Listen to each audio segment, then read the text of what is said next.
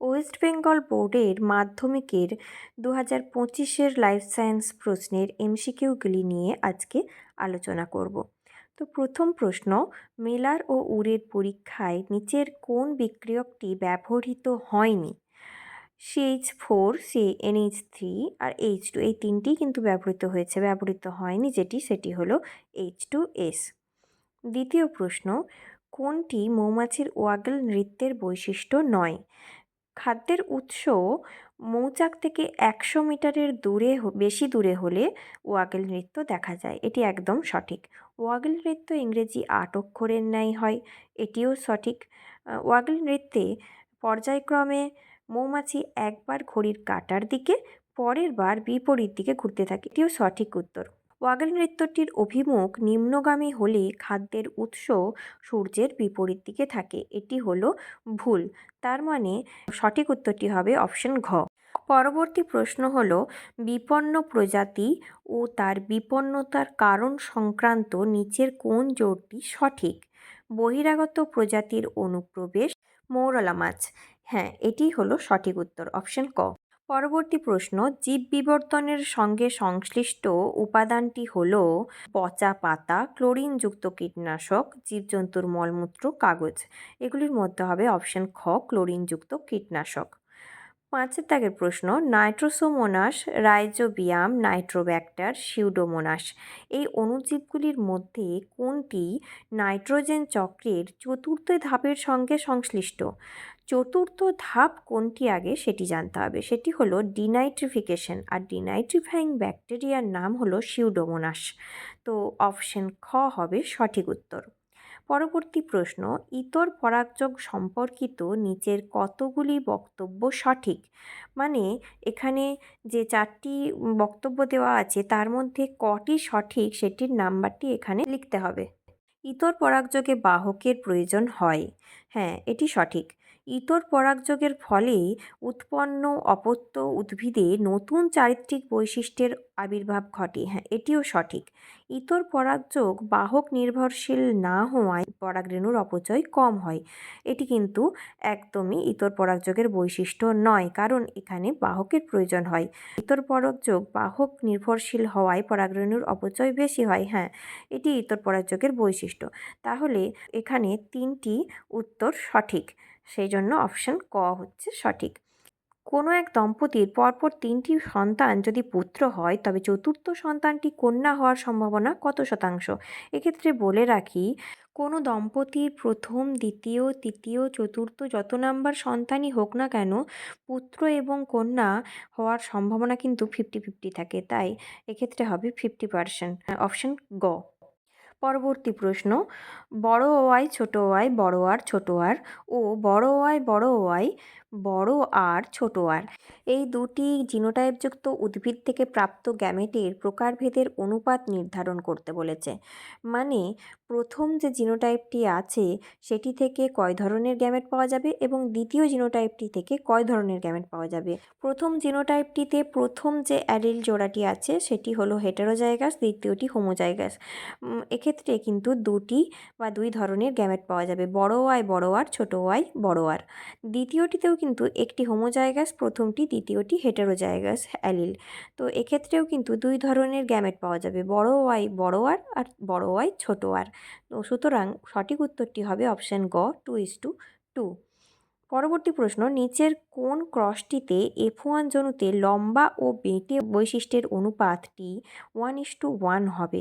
তো এক্ষেত্রে আমরা জানি যে টেস্ট ক্রসের ক্ষেত্রে কিন্তু ফিনোটাইপিক অনুপাতটি হয় 1:1, আর লম্বা বেঁটে মানে ফিনোটাইপিক অনুপাত, তার মানে অপশন ঘ, বড়টি ছোটটি ক্রস ছোটটি ছোটটি, এটি হবে সঠিক উত্তর। প্রদত্ত কোন জোড়াটি সমসমস্ত অঙ্গ নয়? সমসমস্ত অঙ্গ অপসারী বিবর্তনের উদাহরণ।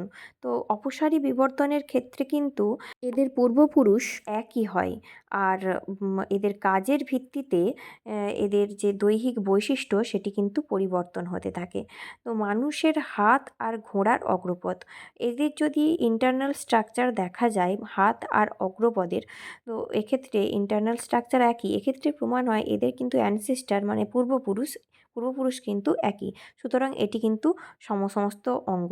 আর অপরদিকে অপশন খ, পাখির ডানা, তিমির ফ্লিপার, ঘোড়ার অগ্রপদ, তিমির ফ্লিপার, এই দুটিও কিন্তু সমস্ত অঙ্গের উদাহরণ। কিন্তু পাখির ডানা আর পতঙ্গের ডানা, এদের অ্যানসেস্টর কিন্তু আলাদা, এদের পূর্বপুরুষ আলাদা।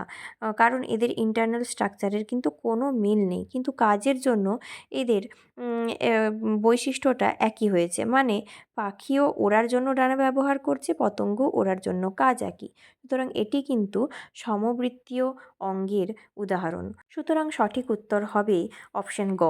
নিচের কোনটি সঠিক প্রতিবর্ত পথের ক্রম? প্রথমেই হবে গ্রাহক, অন্তর্বাহী স্নায়ু, স্নায়ুকেন্দ্র, বহির্বাহী স্নায়ু, আর তারপরে হবে কারক। তো অপশন গ হবে সঠিক উত্তর। পরবর্তী প্রশ্ন, নিচের কোন বাক্যটি সঠিক নয়? থাইরক্সিন দেহের বিপাক নিয়ন্ত্রণ করে। হ্যাঁ, এটি সঠিক। প্রোজেস্টেরন গর্ভাবস্থায় জরায়ুর বৃদ্ধি, অমরার গঠন ও সন্তান প্রসব নিয়ন্ত্রণ করে। এটিও সঠিক উত্তর।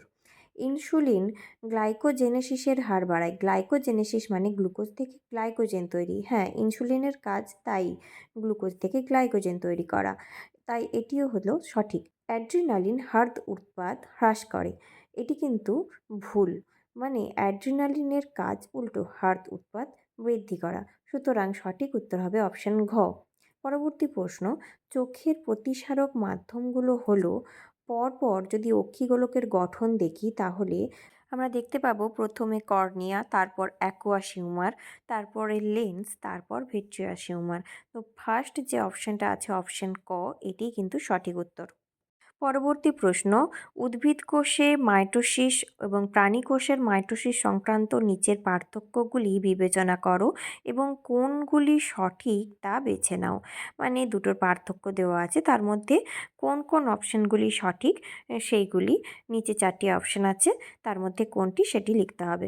তো প্রথম অপশান হলো সেন্ট্রিওল থেকে বেমতন্তু গঠিত হয় উদ্ভিদের ক্ষেত্রে, আর প্রাণী কোষের ক্ষেত্রে লিখেছে অনুনালিকা থেকে বেমতন্তু গঠিত হয় না। এটি কিন্তু একদমই উল্টো করে দিয়েছে।